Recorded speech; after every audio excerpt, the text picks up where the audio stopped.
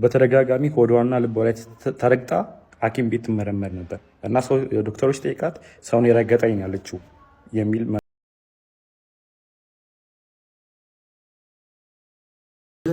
ድንገት ስለ ውሎ ሳነሳባት አንተ እኔን የማመን ችግር አለብህ ብላ ከተኛንበት ቦታ ተነስታ ሄደች። ትንሽ ስትቆይብኝ ተነስቼ ሄድኩኝ። ሌሎች ክፍል ውስጥ ሳያት የለችም። ከዛ ኪችን ውስጥ ሊበን እባላለሁ። የቀነኒ አዱኛ ታናሽ ወንድሟ ነኝ። ትናንትና አንዷለም ብዙ ነገር ሲናገር ነበር እና እያንዳንዱ እኔ ስሜን ጠቅሶ ነበር። ሊበን ያውቃል ብሏል። እኔ የማውቃቸውን ነገሮች እኔ ብዙ ጊዜ እዛ ቤት ስለነበርኩኝ የማውቃቸውን ነገሮች እያንዳንዱን ነገሮች አሳያችኋለሁ። መጀመሪያ ሁሉንም ፎቶዎች አስቀምጥላችኋለሁ ከላይ። መጀመሪያ ማርች 8 2023 አንድ ላይ መኖር ጀምረዋል። እዚህ ጋር ሌላኛውም አርቲስት አለ አንድ ላይ ቤት እሱ ቤት ሆኖ ምናምን ሰንሻይን ያለው ማለት ነው። ከዛን ማርች 8 አንድ ላይ መኖር ጀምረው ማርች 19 ላይ ነው ልደት እያከበረች ነበር። የልደቷ ቀን ነው የመጀመሪያው የደበደባት ማለት ድብደባ አንዷለም ጎሳ ያደረገባት ቀን ላይ ማለት ነው። ይሄ ደግሞ የቪዲዮ ለቅቄው ነበረ። የምታስታውሱ ከሆነ እዚህ አይኗ ጋር እንትን ያለው በጣም እንትን ብሎ ነበር በልዞ ነበር። ፎቶን ስለማስቀምጠው ታዩታላችሁ። እዛ ላይ የነበረው ነው የመጀመሪያው እሱ አለ። ኢቨን ከሳምንታት በኋላ ራሱ ሪከቨር አግታ ምናምን የሚያሳዩ እንትኖች አሉ። ሁሉም ከጋላሪያው ላይ ያገኘሁት ስቲል አለ። ከዛ በኋላ ደግሞ የእንትኑ አለ የኦክቶበር 14 2023 የእጇን ተሰብራ የታሸጋለችው ይህም ከስልኳ ላይ ነው ያለው። ከዛን ፌብሩዋሪ 29 2024 ይሄ ፎቶ እዚህ ላይ የምታዩት ከሆነ ጊታር ይዟል ይሄ። ስለዚህ ከዚህ በኋላ ይሄን ጊታር የሰበረበት ቀንና ሽጉጥ የተኮሰበት ቀን ነበር። አንድ ቀን ነው ይሄ የተፈጠረው። የዛን ቀን እኔ ነበርኩኝ ቤት ውስጥ ማለት ነው። ከዛም ጠዋት አንዷለም ያው ሌሊት አምሽቶ ነው የሚመጣው። በቃ ጠዋት ሊነጋ አካባቢ ሲል ነው የሚመጣው ወደ 11 ሰዓት አካባቢ ምናምን እና ሁሌ የዛን ሰዓት ጭቅጭቅ አለ በአንዷለምና በቀነኒ በኩል ሁሌ በዛ ሰዓት ጭቅጭቅ አለ። ሁሌ ይቀያየራል። በቃ ጠዋት ሊነጋ አካባቢ ሲመጣ ሁሌ ተቀያይሮ ነው የሚመጣው።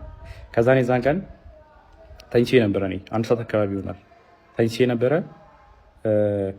እኔ ገስት ሩም ነበር የተኛሁት። ከዛን ቀነኒ ሮጣ ገባች እኔ ያለሁበት ክላስ ማለት ነው። ከዛን በሩ ስዘጋ የዛን ጊዜ ተነሳሁኝ። ከዛን ምንድነው ናሰ ጊዜ እንትኑን ይሄ ጊታሩን ወርውሮ ሲሰብረው ነበር የዛን ቀን ኮሪደሩ ላይ። ከዛን ምንድነው ናሱ ጊዜ ተነሳ አንተ ለማጋት ትሄዳለህ ምናምን ነገር አለችኝ። ከዛን ምን ተፈጥሮ ነው ምናምን ስላት ጊዜ ከዛን ሽጉጥ አቀባበለ አንዷለም በሩ ጋር ቆሞ ማለት ነው።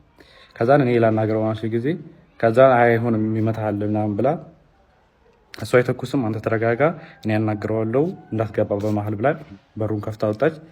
ከዛን ሽጉጡን ፊቷ ላይ ደቀነባት። ከዛን የሆነ ፎቶ አሳያት። ይህ ፎቶ አንቺ ነሽ አላት። እሷን አይደለሁም አለች። ከዛን እህቱን አሳያት። መጽሐፍ ቅዱስ ይዛ በጣም ማለችለት። እኔ አይደለሁም እናቴ ትሙት ምናምን ብላ ማለችለት ቀነኒ። ከዛን አንቺ ነሽ ምናምን አላት። ከዛን ወደ እንትና ዞረ ሚጣ ጠይቃት። ሚጣ እሷ አይደለችም ምን ሆነ አንዷ ማለችው። ከዛን እኔን ጠይቀኝ እሷ አይደለችም ስለ ጊዜ ከሷ ላይ ይዞ የነበረውን ሽጉጥ ወደ ሸተሩ አዙሮ ሸተሩ ላይ ተኮሰዋል። እሱንም ፎቶ ላደርግላችሁ እችላለሁ። አሁን ምናልባት ላላገኘው እችላለሁ። ካገኘሁት ግን አስቀምጥላችኋለሁ። ከዛ ቀጥሎ እያንዳንዱ ነው ማሳያችሁ። ከዛን ይሄኛው ፎቶ አለ።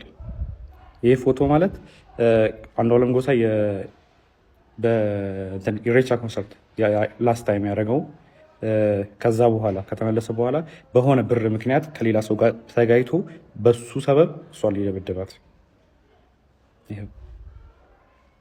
ፀጉሯን ማመሳሰል ትችላላችሁ። የዛን ጊዜ የነበረ ፎቶ አለ።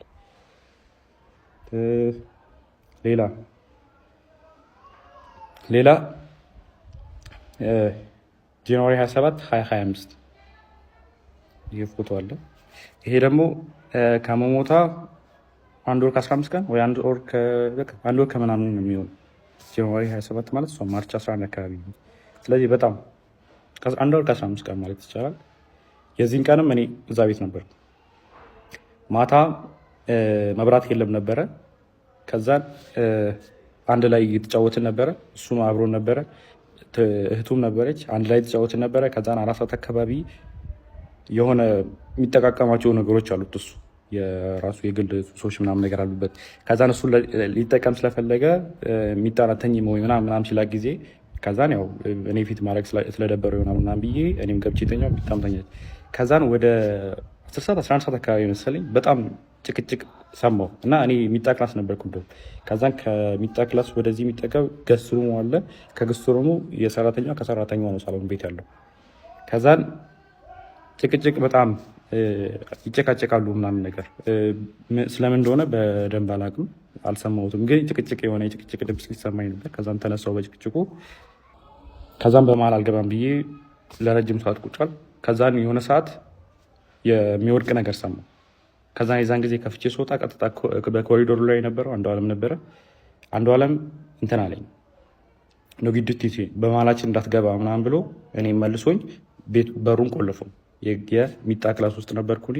በሩን ቆልፎት ከዛን 5 ደቂቃ ምናምን ቆይቶ መጣና ከፈተው፣ ሂድና እናግራት አለኝ።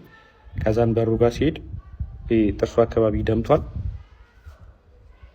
ከዛን ጥርሱ አካባቢ ደምታለች። ወድቃ ዝም ብላ እያለቀሰች አይደለም፣ ዝም ብላ ቁጭ ብላ ነበር። ከዛን ሚጣን ቀሰቀሳት። እዛ ሚጣና እኔ ወስደን እሷ ሚጣ ገስትሩም ለእኔ ይለቃልኝ ነበረ የእሷን ክላስ። ከዛ እሷ ገስትሩም ነበር የነበረችው። ከዛ ገስትሩም አስገባናት ከሚጣ ጋር። ከዛ በኋላ እንደዛ ሆና እኔን ስታይኝ ማለት እኔ እንደዛ ሆኜ እሷን ስላየኋት በጣም አለቀሰች። እኔ እንደዚህ ሆኜ እኮ ምናምን ብላ መልቀስ ጀመረች ምናምን ነገር። ከዛም በጠዋት ተነስና ሂድ አለች። ከዛም ወደ 11 ሰዓት አካባቢ ይሆናል የዛን ሰዓት። ከዛን 12 ሰዓት ተኩል ያው አልተኛውም፣ ዝም ብዬ ቁጭ አልኩኝና 12 ሰዓት ተኩል ሲሆን ወጥቼ ሄድኩኝ እና ፎቶ ካያችሁት ከላይ ሰዓቱ እኔ ከሄድኩኝ በኋላ ነው የተነሳቸው እነዚህ ፎቶዎች ማለት ነው።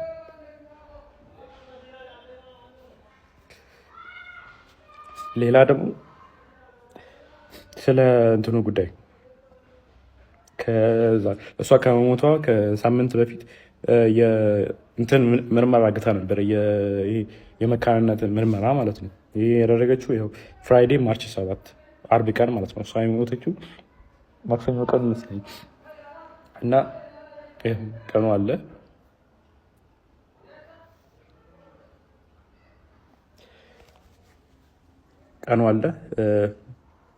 ኒው ላይፍ እና የሕክምና ምርመራ የመካንነት ያደረገችው ራሱ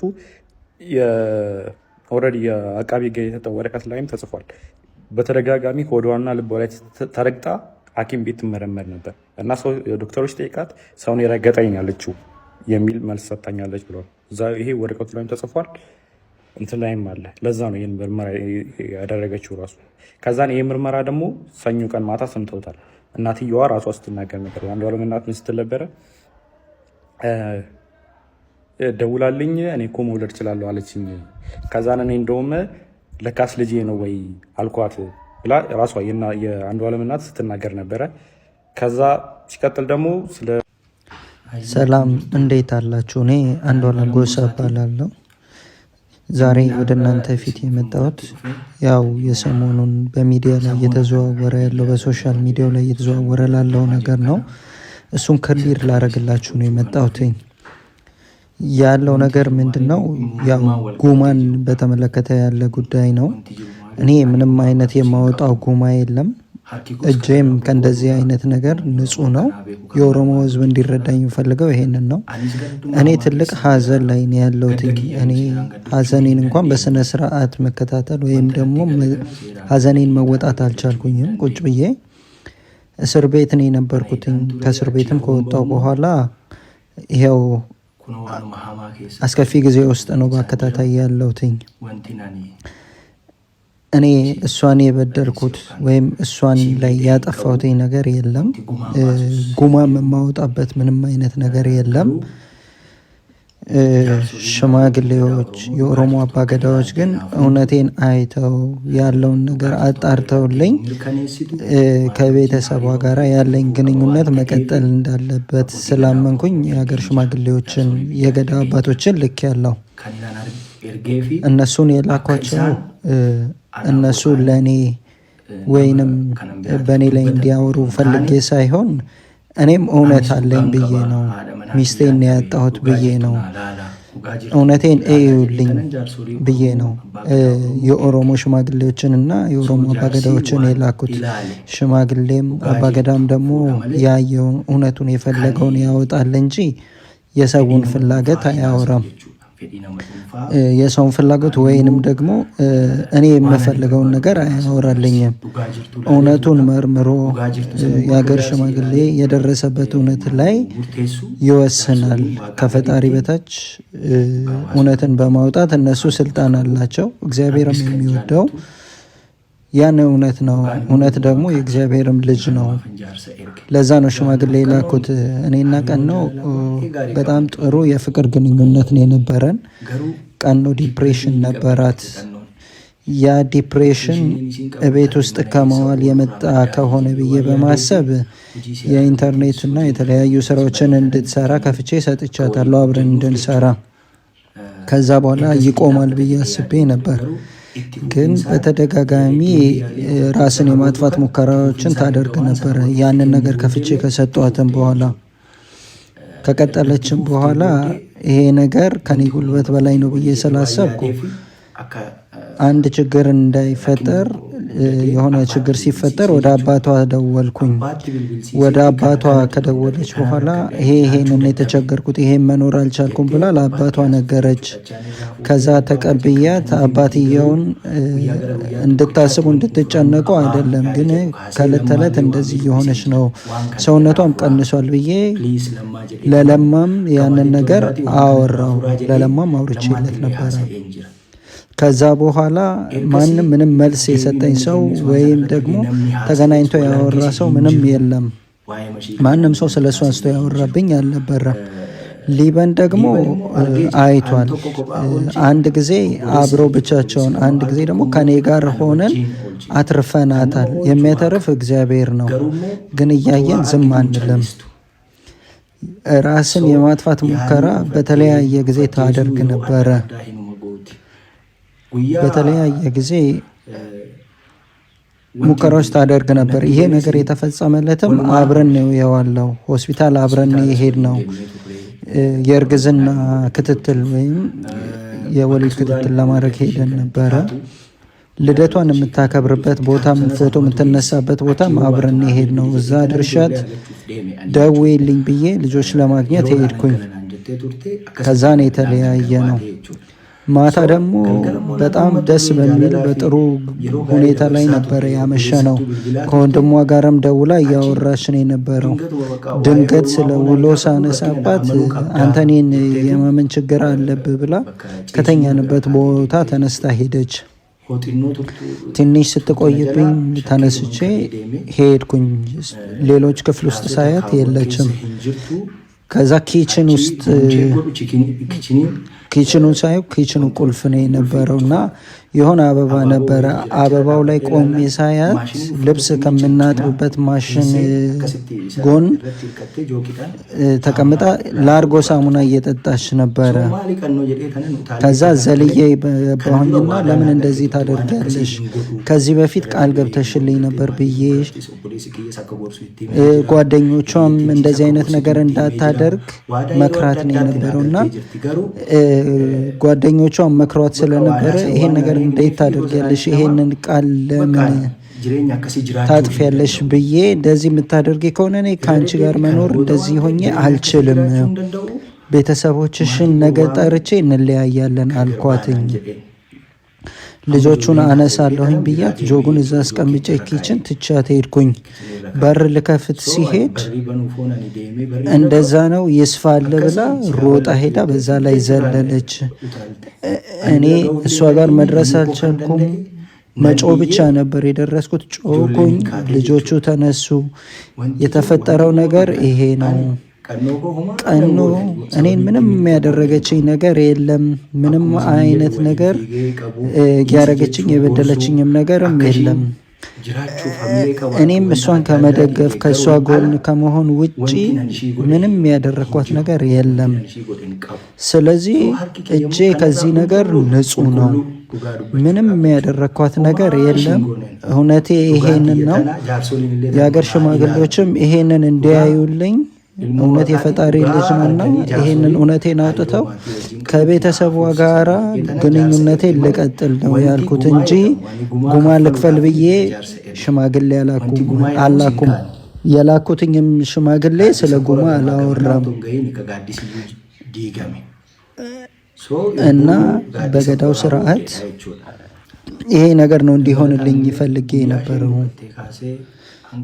እሷ ካረፈችበት ቀን ጀምሮና እኔ ከታሰርኩ በኋላ የተለያዩ ማስረጃዎች፣ የጽሁፍ፣ የሐኪም፣ የሰዎች የተለያዩ ማስረጃዎች ከቀረቡለት በኋላ ዲያሪዋንም አግኝቶ ነበረ ፖሊስ።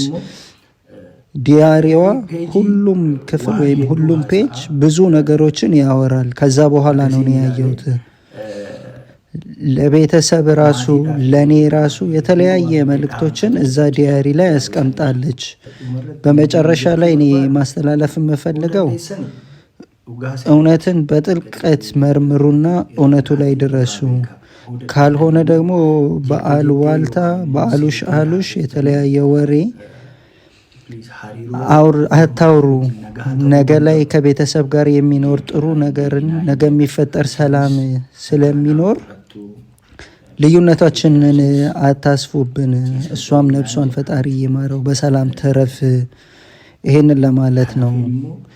እኔም ወደፊት ተረጋግቼ ከዚህ ሀዘን ወጥቼ የምጠይቁኝን ማንኛውንም ጥያቄ ለመመለስ ዝግጁ ነኝ። ይሄ ስለሆነ እንደዚህ ተረዱኝ። አመሰግናለሁ። ኑሩልኝ ህዝቤ ሆይ።